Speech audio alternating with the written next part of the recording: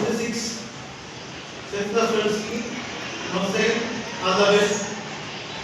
అయితే మీకు కూడా ఈ రోజు నుంచి మీకు కౌంట్ డౌన్ స్టార్ట్ అయ్యాయి. 25 డేస్ నుండి ఓకేనా. 25 డేస్ మీకు ఎగ్జామ్స్ ఉన్నాయి కనుక మరి మీతో పాటు మన రాష్ట్ర వ్యాప్తంగా తెలంగాణ రాష్ట్ర వ్యాప్తంగా దాదాపుగా 5 lakhs ఏమో స్టూడెంట్స్ ఎగ్జామ్ బాగా పార్టిసిపేట్ చేయడం జరుగుతుంది.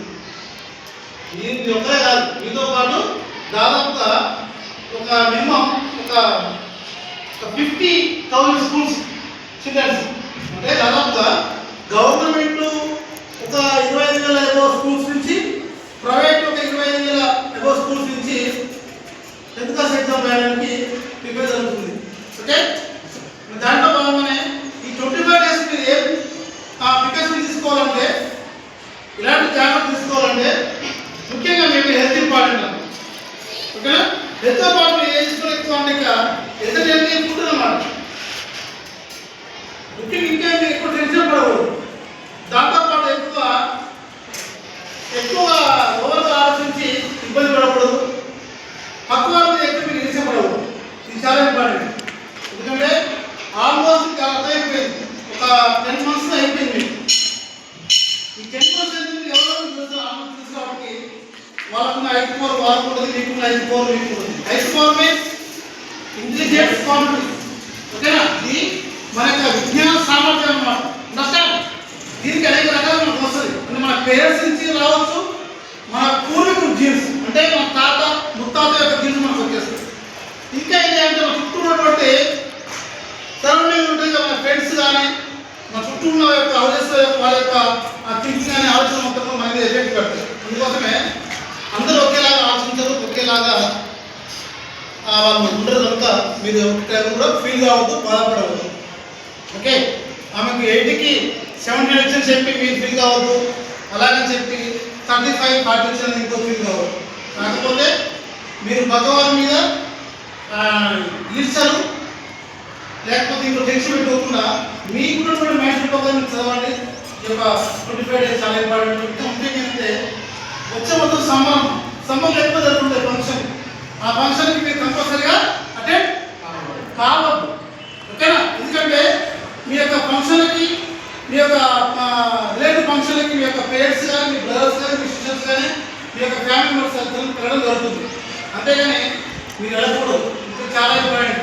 10 years కష్టపడి 10th క్లాస్ మీకు చాలా ఇంపార్టెంట్. ఇది మీకు ఒక హైయర్ నెక్స్ట్ హైయర్ క్లాస్కి వెళ్ళాలన్నా కానీ, లేకపోతే ఇంకా ఫ్యూచర్లో పైసా కావాలంటే ఇది చాలా ఇంపార్టెంట్, బేసిక్ అన్నమాట 10th క్లాస్లో. అందుకోసం మీరు చాలా జాగ్రత్తగా ఒత్తిడికి గురికాకుండా, ముఖ్యంగా ఒత్తిడికి గురికాకుండా చాలా కూల్గా మీకు జరిగినటువంటి సిలబస్ మొత్తం కూడా వెరిఫికేషన్ చేసుకోండి. మళ్ళీ వెరిఫికేషన్ 2 టైప్స్ ఉంటాయమ్మా. ఒకటేమో లెసన్ మొత్తం కూడా రీడ్ చేయడం, లేకపోతే దాని మొత్తం కూడా మీరు రైట్ చేయడం జరుగుతుంది. ఇప్పుడు రీడింగ్కి రైటింగ్కి టైం తక్కువ ఉంది. మీరు వాడాల్సింది fast reading. Okay, fast reading ఏంటంటే మీకు తెలిసే ఉంటుంది, ప్యాటర్న్ తెలిసే మీకు. దాని మొత్తం ఇంపార్టెన్స్ వాటిని మీరు అండర్లైన్ చేసుకొని మీరు వాటిని ఎక్కువగా గుర్తు చేసుకోండి.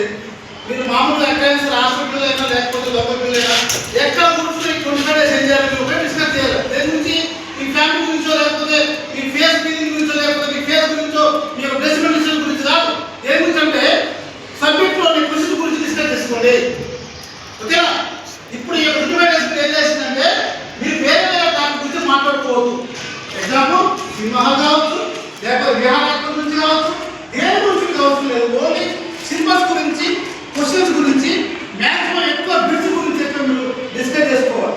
ఫర్ ఎగ్జాంపుల్ 10 మెంబర్స్ అనుకోండి, ఆ 10 మెంబర్స్ 10 క్వశ్చన్స్ డిస్కస్ చేసుకోవాలి. ఓకేనా, అప్పుడు మీకు తొందరగా ఎక్కువ గుర్తుంటుంది. ఏదైనా సరే ఒక విషయం గురించి, ఏదైనా ఒక టాపిక్ గురించి ఎక్కువ డిస్కస్ చేసుకున్నది లైఫ్లో మర్చిపోవాలి. ఓకేనా, అది మీకు రిలేటివ్లైనా, మీ యొక్క సబ్జెక్ట్ అయినా ఏదైనా సరే 4 సార్లు మనకు మన రిలేటివ్కి పోలేదురా ఏమవుతున్నారు, మర్చిపోతాం. వాళ్ళు పదే ఇంటికి వస్తుంటే అంటే వాళ్ళు మన రిలేటివ్ ఉంటుంది. అలాగే సేమ్ టైం ఇక్కడ కూడా ఏ బిట్ చేస్తారు మీరు పదే దాన్ని మళ్ళీ జ్ఞప్తి చేసుకోవాలి. ఓకే, అప్పుడు మీరు సక్సెస్.